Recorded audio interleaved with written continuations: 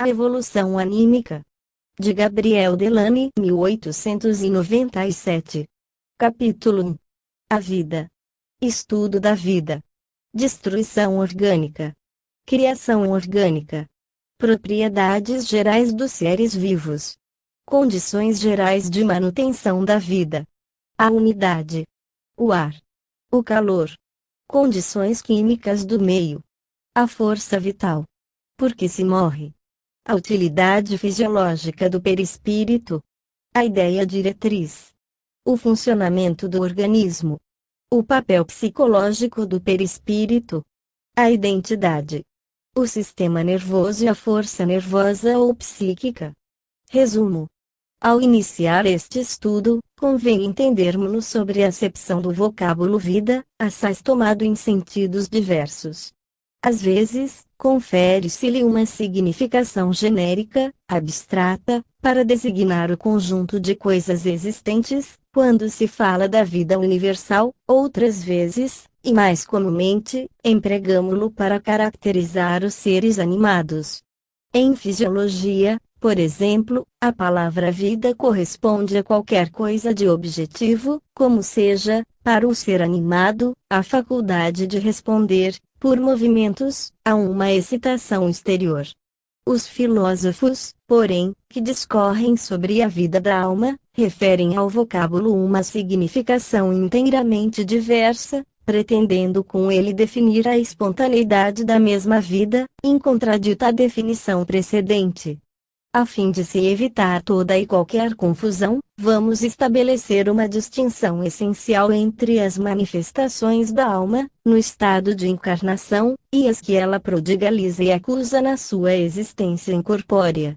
As faculdades do espírito, digamo-lo desde logo, são sempre as mesmas, mas, na Terra, elas têm exercícios subordinado a condições orgânicas, por sua vez ligadas ou dependentes do meio exterior, tal como havemos de comprovar a breve trecho, ao passo que, no plano etéreo, nenhum entrave lhe restringe o jogo das faculdades psíquicas. A vida será, logo, para nós, a característica dos seres organizados que nascem, vivem e morrem. Atribuímos-la uma modificação especial da energia, a força vital, cuja natureza teremos o cuidado de bem definir e cuja presença veremos de reconhecer com os fisiologistas, sempre que verificarmos num ser o movimento reativo de excitação externa, ou seja, o fato de que esse ser é irritável. Segundo a nossa forma de ver, a vida só existe em função da matéria organizada, impossível fora descobri-la a luris, podendo dizer-se, sem paradoxo, que a alma não é vivente porque seja mais e melhor, tem existência integral, visto o que, não sendo organizada, não se submete à morte. A vida, em seus aspectos multifários, jamais deixou de ser um problema fascinante para todos os pensadores. As diversas escolas filosóficas em desfile pelo mundo, cada qual por sua vez, procuraram abordar a questão e, consoante as ideias em curso de ocasião, deram-lhe soluções muito dispares. Mas foi, a bem dizer, do último século a esta parte que os progressos alcançados em todos os setores do conhecimento humano permitiram abordar o problema a sério e determinar-lhe os limites. Uma visada rápida das condições necessárias à manutenção e ao desenvolvimento da vida impõe-se-nos, a fim de podermos saber se ela é devida a um princípio especial, ou se não passa de resultante das forças naturais, em ação permanente no mundo. Estudo da vida. Vamos resumir os trabalhos mais recentes sobre o assunto. 5. Para todos os seres, a vida resulta das relações existentes entre a sua constituição física e o mundo exterior. O organismo é pré-estabelecido, pois que provém dos ancestrais, por filiação. Início da nota do redator. 5. Consulte-se o excelente livro de M. Ferrieri, La Vie et l'Âme. Posto que o autor não compartilha as nossas ideias, julgamos dever recomendá-lo aos leitores, dado que o seu trabalho encerra quantidade de fatos bem coordenados. Também teremos ocasião de citar muitas vezes no curso desta obra. Fim da nota do redator. A ação das leis físico-químicas, ao contrário, varia segundo as circunstâncias. A essa oposição de forças, Claude Bernard denomina conflito vital. 6. Início da nota do redator. 6. Claude Bernard, Les Phénomènes de la Vie, tomo 1, página 167. Fim da nota do redator.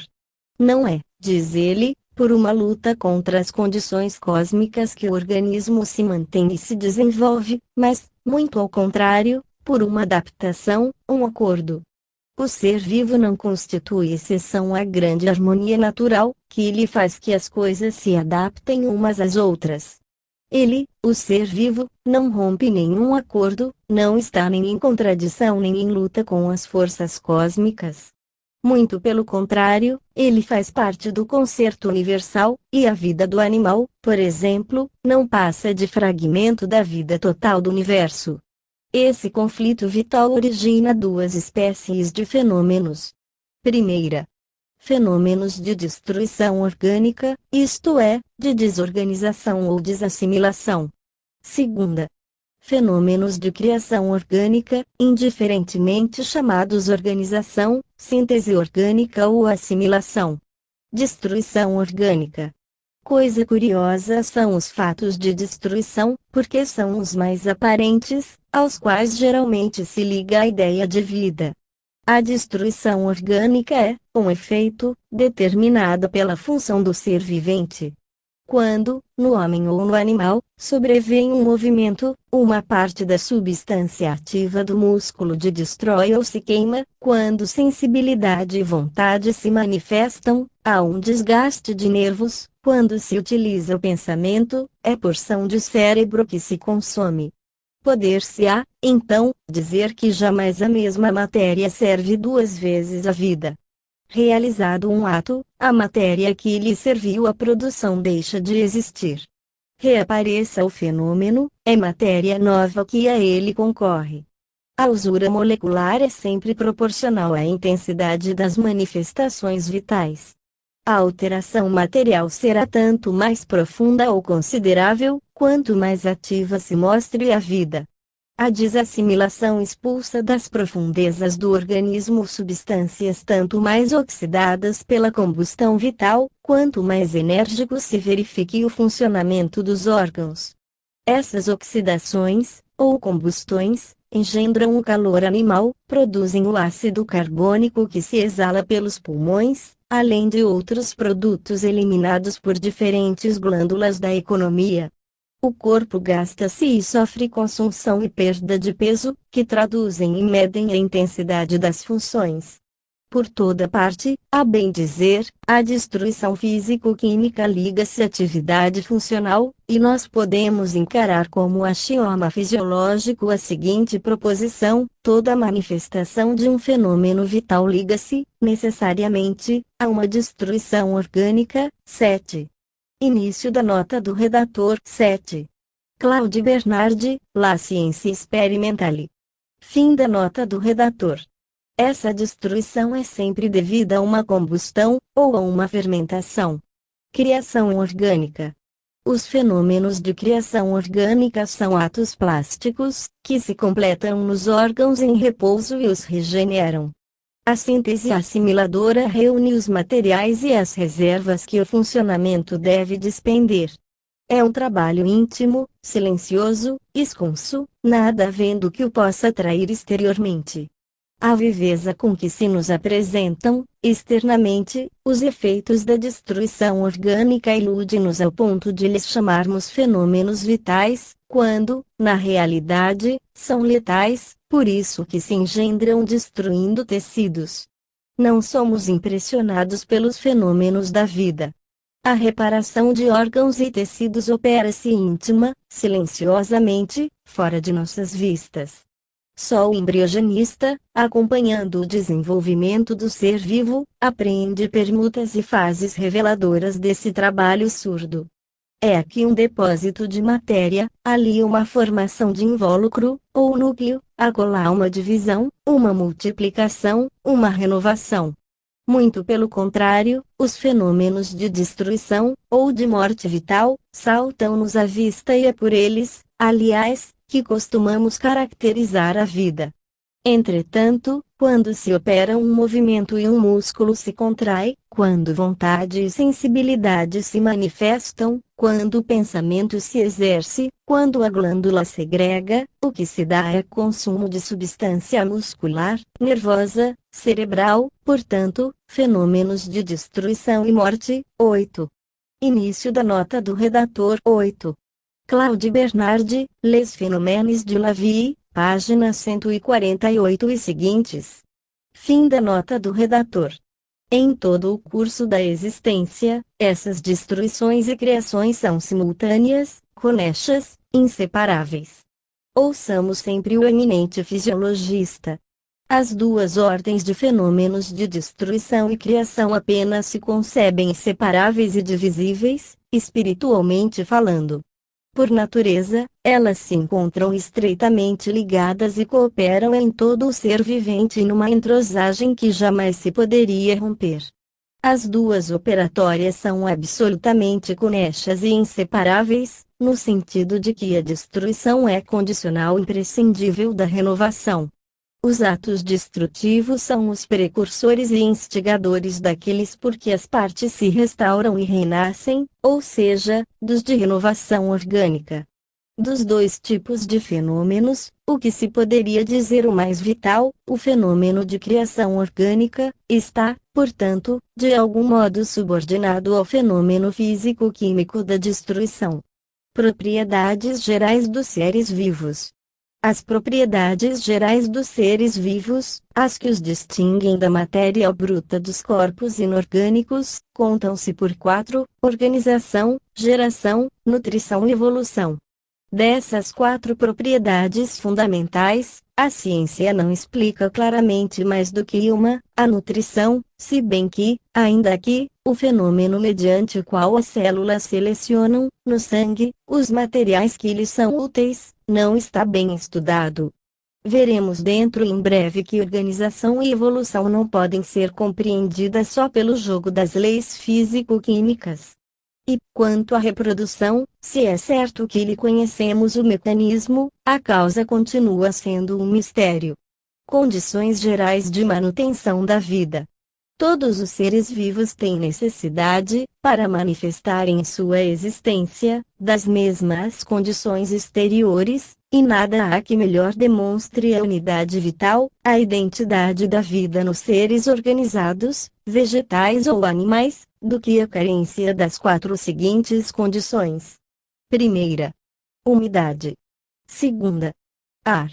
Terceira, calor. Quarta, uma determinada composição química do ambiente. A umidade.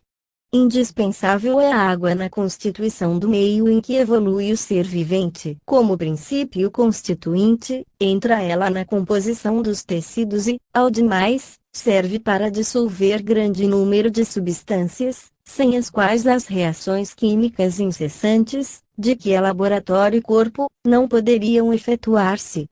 A utilidade funcional da água evidencia-se, o bastante, pelos célebres jejuadores Merlati, Succi e Dr. Tanner, que puderam vingar longos períodos de 30 a 40 dias sem comer, mas, bebendo água destilada.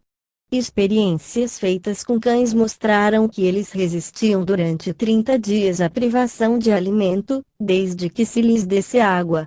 A subtração deste elemento ocasiona, em certos rotíferos, curiosos fenômenos de vida latente. Esses animais, convenientemente privados de água, perdem todas as propriedades vitais, ao menos na aparência, e podem assim permanecer anos a fio. Desde, porém, que se lhes restitua um pouco d'água, recomeçam a viver como antes, dado que a privação não tenha ultrapassado certos limites. No homem, o coeficiente de água contida no corpo é de 90%, o que só por si representa o seu alto valor substancial na economia orgânica. O ar. O ar, ou melhor, o oxigênio que lhe compõe a parte respirável, é necessário à maioria dos seres vivos, mesmo aos inferiores, quais as leveduras ou micodermas. Pasteur mostrou que os micro-organismos originam fermentações, em se apropriando do oxigênio. Experiências feitas em coelhos evidenciaram que o animal sucumbe quando a proporção do oxigênio, de 21%, diminui de 3 a 5%. O calor é o terceiro dos elementos que entretém os corpos vivos. Sabemos que a vida dos vegetais se mantém em correlação íntima com a temperatura ambiente. O frio intenso congela os líquidos do organismo e desmancha os tecidos. Há, mesmo, para cada animal, uma temperatura média, correspondente ao máximo de vida. Os elementos do corpo, nos animais superiores, são assaz delicados, e os limites extremos, entre os quais a vida pode manter-se, são, a seu turno, convizinhos. Não pode a temperatura interna do organismo descer abaixo de 20 graus nem elevar-se acima de 45, para os humanos, e de 50, para as aves. Assim, nos animais superiores há uma temperatura média, que se mantém constante, graças a um conjunto de mecanismos governados pelo sistema nervoso. Sem essa fixidez, a função vital jamais poderia executar-se. Condições químicas do meio. Para bem compreendermos o alcance dessa condição, é preciso não esquecer que denominamos organismo vivo tanto a célula componente dos tecidos vegetais e animais, como a esses mesmos vegetais e animais. De fato, a célula é bem um ser vivo, organiza-se, reproduz, alimenta-se e evolui, tal como o animal superior. Após os trabalhos de Schleiden, em 1838, de Schwann, em 1839, de Prevost e Dumas, em 1842, de Kolliker, em 1844 e, mais tarde, de Max Schultze, sabe-se que, a partir da célula livre única, por aí que é o chamada plastídio, até o homem. Todos os corpos vivos não passam de associações de células, idênticas em natureza e composição, mas gozando de propriedades diferentes, conforme o lugar ocupado no organismo. Assim, os mais variados tecidos do corpo, ossos, nervos, músculos, pele, unhas, cabelos, córnea ocular, etc., formam-se de agregados celulares. A seguir, veremos que a natureza oferece todos os graus de complexidade na reunião desses elementos orgânicos primários, peculiares a todo ser vivente. Isto posto, voltemos à quarta condição. Além de calor, ar e água, torna-se indispensável que o meio líquido que banha as células contenha certas substâncias indispensáveis à sua nutrição. Durante muito tempo se acreditou que tal meio variava conforme a natureza do ser.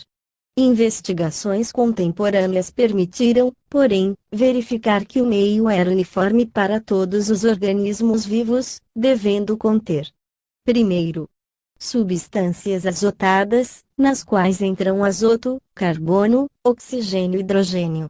Segundo, substâncias ternárias, ou seja, compostas dos três elementos, carbono, oxigênio e hidrogênio.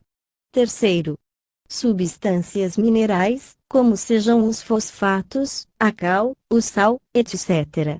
Uma circunstância a ser bem observada é que essas três espécies de substâncias, quaisquer que sejam as formas de que se revistam, são indispensáveis ao entretenimento da vida. Com essas matérias-primas fabricam os organismos tudo o que lhes aproveita a vida do corpo. Essas condições aqui estudadas devem realizar-se na esfera de contato e influência imediata sobre a partícula vivente, entrando com ela em conflito. Somos, então, levados a distinguir dois meios, a saber: primeiro, o meio cósmico ambiente, ou exterior, com o qual estão em relação todos os seres elementares. Segundo, o meio interior, que serve de intermediário entre o mundo exterior e a substância viva. Se quisermos bem considerar as partes verdadeiramente vivas dos tecidos, isto é, as células, notaremos que elas se resguardam das influências ambientes, que se banham no líquido interior que as isola, protege e que serve de intermediário entre elas e o meio cósmico. Esse meio interior é o sangue. Não, diga-se, o sangue in totum, mas o plasma sanguíneo, ou seja, aquela parte fluida que compreende todos os líquidos intersticiais, fonte e confluente de todas as permutas endosmóticas. Absurdo não fora, então, dizer-se que o pássaro não vive no ar atmosférico, nem o peixe na água, nem a minhoca na terra. Ar, água e terra são, por assim dizer, um segundo envoltório do corpo, sendo o sangue o primeiro, visto ser ele que envolve imediatamente os genuínos elementos vitais, as células. Não é, pois, de modo direto que o exterior influencia esses seres completos, que são os animais superiores, qual se dá com os corpos brutos ou com os seres vivos mais simples. Há um intermediário forçado que se interpõe entre o agente físico e o elemento anatômico. 9. Início da nota do redator. 9. Ferrieri, Lavie et Lamy, primeira parte. Consultar Leçons sur les tissus vivantes, por Claude Bernard, que foi o primeiro a assinalar a importância desse meio interior. Fim da nota do redator. O que acabamos de ver basta para mostrar que a vida física está na dependência do meio exterior e que o velho adágio mens sana in corpore sano é de uma veridicidade absoluta. Para que a alma possa manifestar as suas faculdades, sem constrangimento, preciso se lhe faz a integridade da substância corporal. Similitude do funcionamento vital em todos os seres vivos. Como haveremos de ver que o princípio inteligente tem, provavelmente, percorrido todos os organismos até atingir o humano, urge patentear desde logo a grande lei de unidade das manifestações vitais em toda a natureza. Não podemos, aqui, estudar os fenômenos de destruição e reconstituição dos tecidos orgânicos, mas devemos assinalar que as ações físicas ou químicas em jogo são as mesmas que operam na natureza inorgânica. Por muito tempo se acreditou que os corpos vivos gozavam, neste particular, de um privilégio especial. Hoje, porém, sabemos que tal não se dá aqui. Físicos ou químicos, os fenômenos são idênticos, trate-se da matéria bruta ou de corpos orgânicos.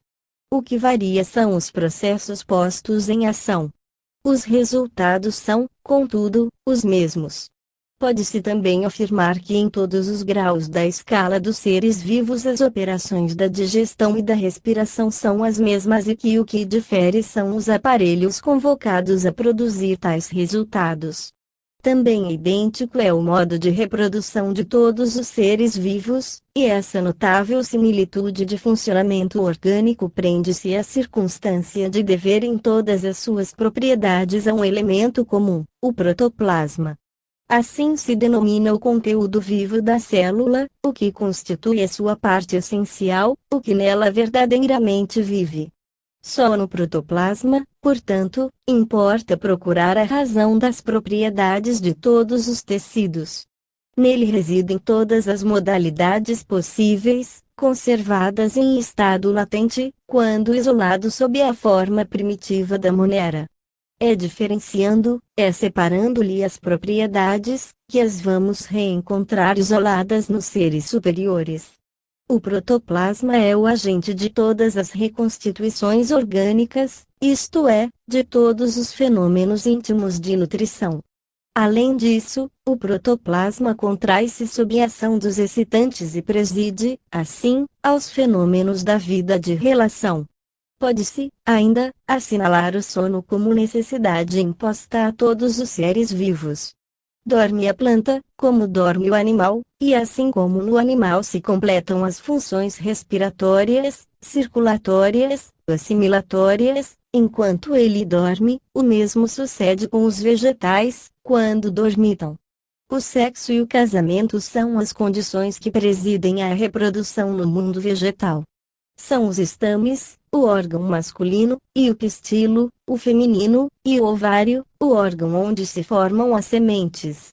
Finalmente, os anestésicos, que atuam tão poderosamente nos animais, produzem nas plantas os mesmos efeitos, como a provarem a existência de um princípio rudimentar de sensibilidade nos vegetais.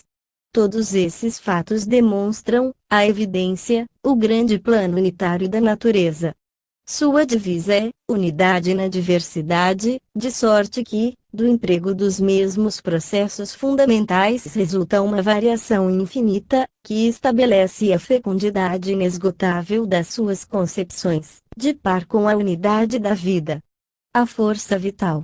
Até aqui só temos estudado o funcionamento da vida, a maneira pela qual o organismo vivo entra em conflito com o seu meio ambiente, mas nada sabemos ainda da natureza mesma dessa vida.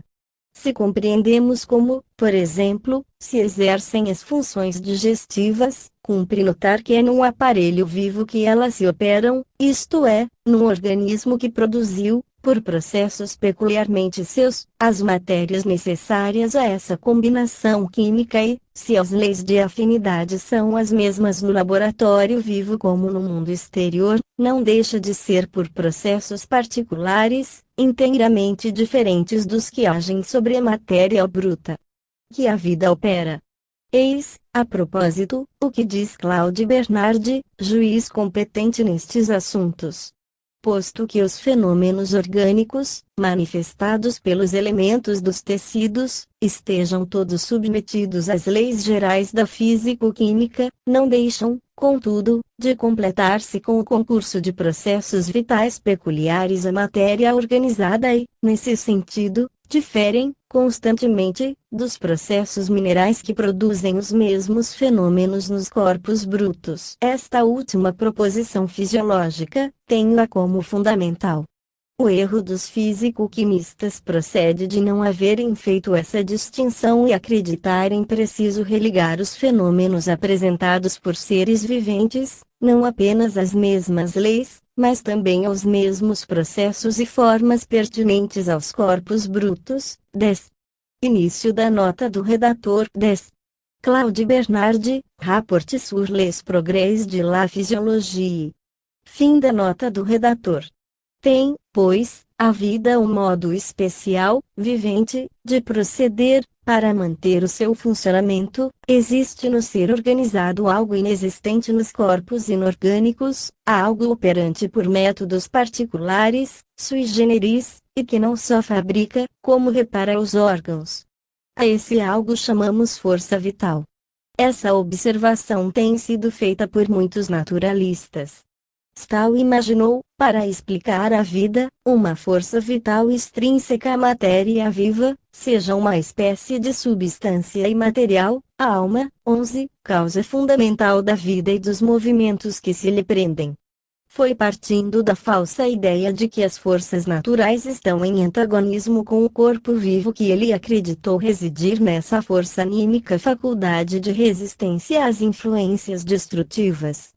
Nada obstante haverem Descartes e Vailmont sustentado doutrinas análogas, Stahl desenvolveu e levou tão longe a sua teoria que deve ser olhado como o fundador do animismo em fisiologia.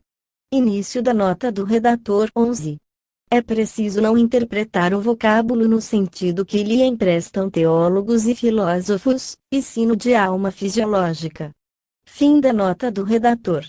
Stahl estabelecera uma diferença radical entre os fenômenos da natureza bruta e os da natureza viva. Conservaram esse fato interessante, mas abandonaram a teoria da alma. Não houve como deixar de recorrer a uma outra força fundamenta, da qual dependem todas as manifestações de vida, nos vegetais como nos animais, designada por força ou princípio vital. Essa força, que rege todos os fenômenos vitais, dá irritabilidade às partes contráteis de animais e plantas, ou seja, como vimos, a propriedade de serem afetadas pelos irritantes exteriores. Admitiam, nos animais, a alma de Stahl, que, combinada ao princípio vital, presidia aos fenômenos intelectuais. Essa teoria teve como principais defensores, na França, Barthes, e, na Alemanha, o Phelan e Blumenbach. A força vital de que falamos liga-se a esta última forma de ver, pois, de fato, cremos que haja uma força de natureza especial, que provê a matéria organizada do que inexiste na matéria bruta, a irritabilidade. Ela diverge, porém, desde logo, porque nós não vemos nessa força mais do que uma modificação da energia, ainda desconhecida, modalidade da força universal, quais o calor, a eletricidade, a luz. Não fazemos dessa força uma entidade material, surgida ao acaso, sem antecedentes, ou melhor, uma criação sobrenatural.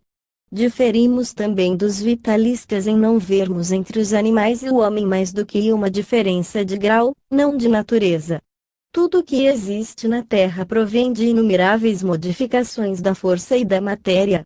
A força vital deve entrar no quadro das leis gerais, e a nós compete evidenciar a sua presença nos seres vivos.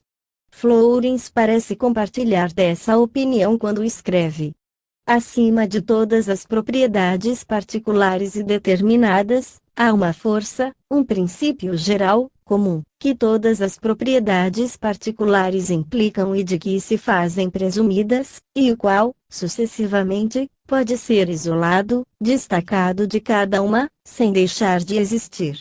Que princípio será esse? Seja qual for, é essencialmente uno. Há uma força geral e una, da qual todas as forças particulares mais não são que expressões ou modalidades. 12. Início da nota do redator. 12. Flourens, Considerations generales sur l'analyse organique. Fim da nota do redator. Por que se morre? Com Claude Bernard, temos constatado a originalidade de processos da matéria organizada para a fabricação das substâncias necessárias ao funcionamento vital, atribuindo essas propriedades aos órgãos dotados de uma virtude especial, inencontrável nos corpos brutos. A existência de uma força animante do organismo torna-se, porém, mais evidente ainda, ao examinarmos a evolução de todos os seres vivos. Tudo que tem vida nasce, cresce e morre. É fato geral que quase não padece exceção. 13. Mas, por que morrer? Excetuando-se os casos de acidentes ou de enfermidades que destroem irremediavelmente os tecidos, como se dá aqui, mantendo constantes as mesmas condições gerais, indispensáveis ao entretenimento da vida, isto é, a água, o ar, o calor e os alimentos, o ser deperece até a dissociação total. Início da nota do redator. 13. Dizemos quase, porque organismos inferiores, como as moneras, que são uma simples célula, jamais se destroem, a não ser acidentalmente.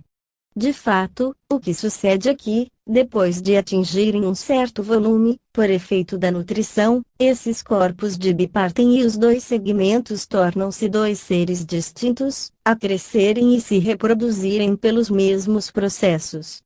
Nesse caso, não há morte, não se pode distinguir a geradora da gerada, nem saber em qual reside a individualidade. São, portanto, realmente imortais. Fim da nota do redator. Dizer que os órgãos se gastam é indicar apenas uma fase da evolução, é demonstrar um fato. Neste caso, pergunta-se, mas por que se gastam os órgãos e por que se mantêm perfeitos na idade viril, do mesmo passo que aumentam de energia na juventude? São interrogativas diante das quais a ciência materialista emudece. Sem embargo, uma explicação se oferece e nós vamos expô-la. Desde que admitamos na célula fecundada uma certa quantidade de força vital, tudo se torna compreensível. A vida total de um indivíduo é o resultado de um trabalho a completar-se, trabalho esse mensurável pelas incessantes reconstituições da matéria desgastada pela função vital, e a força para isso necessária pode considerar-se como uma função contínua, que aumenta, atinge um máximo e baixa zero. Se projetamos no ar uma pedra, comunicamos à pedra a força dos nossos músculos. A pedra eleva-se rápida, a despeito da tração centrípeta, até que as duas forças contrárias se equilibrem. Depois, a atração predomina, a pedra cai. Quando chega ao ponto de partida, toda a energia ela comunicada tem desaparecido. Pode conceber-se que algo de análogo se passe com os seres vivos. O reservatório de energia potencial, proveniente dos genitores, e que se encontra na célula original, transforma-se em energia natural, à medida que organiza a matéria. De começo, a ação é assaz enérgica, a assimilação, o agrupamento das moléculas, ultrapassam a desassimilação, o indivíduo cresce, a seguir, vem o equilíbrio de perdas e ganhos, é a maturidade, a estabilidade do corpo, até que, chegada à senectude, esgotada a força vital, não mais suficientemente alimentados os tecidos, a morte sobrevém, o organismo desagrega-se, a matéria retorna ao mundo inorgânico. Assim, pois, acreditamos haja uma certa quantidade de força vital distribuída por toda criatura que surge na Terra, e, como a geração espontânea não existe em nossa época, 14, é por filiação que se transmite essa força, aliás, só a manifesta nos seres animados. Início da nota do redator 14. As experiências de Pasteur demonstraram à saciedade que, presentemente, todo o indivíduo provém de um semelhante. Nada prova, porém, que assim tenha sido originariamente que, em épocas prístinas, as condições vitais não pudessem variar a tal ponto que a monera engendrasse, mediante evoluções gradativas e ascendentes, o homem atual. Fim da nota do redator. Mas, não só na matéria e no seu condicionamento residem as propriedades da vida orgânica. Há que lhe presumir, ainda, uma força vital renovadora, ou seja, reflectiva das partes destruídas. Daí, o absoluto erro dos sábios, que imaginam surpreender o segredo da vida em promovendo a síntese da matéria orgânica. Suponhamos que, em consequência de manipulações químicas, tão sábias e complicadas quanto as possamos imaginar, e movimentando todos os agentes físicos, calor, eletricidade, pressão, etc., chegássemos a fabricar protoplasma artificial. Mas a vida tê-la-ia tal produto?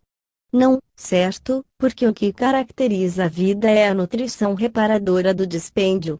Essa massa protoplásmica há de ser inerte, insensível às excitações exteriores, qual se não dá com a massa viva. Mas, ainda supondo que assim não fora, só puderemos justificá-lo em detrimento da estrutura íntima, destruindo-se. Essa massa artificial poderia subsistir a título precário, mas, uma vez exausta, não haveria como reproduzir-se, não viveria mais. Citamos o protoplasma porque ele representa a matéria simples por excelência, mas, se tomássemos uma célula, a complicação aumentaria, visto que a célula tem forma determinada e a ciência é absolutamente incapaz de explicar essa forma, como veremos dentro em breve. Aqui, importa definir precisamente o que pensamos, para que fique bem clara a nossa concepção. Máquina delicada e complexa é o corpo humano, os tecidos que o formam originam-se de combinações químicas muito instáveis, devido aos seus componentes, e nós não ignoramos que as mesmas leis que regem o mundo inorgânico regem os seres organizados. Assim, sabemos que, num organismo vivo, o trabalho mecânico de um músculo pode traduzir-se em equivalente de calor, que a força despendida não é criada pelo ser, ele provém de uma fonte exterior, que o provê de alimentos, inclusive o oxigênio, e que o papel do corpo físico consiste em transformar a energia recebida, albergando-a em combinações instáveis que emanciparão a menor excitação apropriada. Isto é, sob ação volitiva, ou pelo jogo de irritantes especiais dos tecidos, ou de ações reflexas. Até aí, nada de mais explicável pelas leis físico-químicas. Mas, quando ocorre uma dessas ações, Quando a substância do músculo operante se destrói, então, que a força vital intervém para reconstituir o tecido, refazendo as células servidas à manifestação vital. Nisso está, precisamente, o que diferencia da matéria bruta o ser animado. Na planta mais ínfima existe alguma coisa mais que no mineral, e essa alguma coisa não repara o corpo sempre nas mesmas condições. Essa refeição varia com a idade, integral na juventude, incompleta na velhice. É uma força que tende a diminuir, até que se extingue. Há, portanto, uma força vital, inteiramente outra que as de nós conhecidas, mas, força que também não deixa de ser uma modificação da energia universal, tal como a eletricidade, que se distingue do calor ou do magnetismo, posto que estas duas forças não passem também de modalidades da mesma energia. Por si só, essa força vital nada engendraria, não lhes tiver a inteligência associada, a partir das manifestações mais rudimentares, por culminar no mais elevado complexo, o homem. Todo ser vivente possui uma parcela de inteligência rudimentaríssima, quanto a possamos imaginar nas formas vitais primitivas, mas que aumenta e especifica-se à proporção que galga a cadeia dos seres, para abrolhar na humanidade. Teremos ocasião de voltar a este assunto tão relevante, tão logo tenhamos fixado o papel do perispírito nos seres animados. A força vital por si só não bastaria para explicar a forma característica de todos os indivíduos, e tampouco justificaria a hierarquia sistematizada de todos os órgãos, sua sinergia em função de um esforço comum, visto serem eles, simultaneamente, autônomos e solidários. Neste ponto é que incide o ascendente da intervenção do perispírito, ou seja, de um órgão que possua as leis organogênicas, mantenedoras da fixidez do organismo, através das constantes mutações moleculares.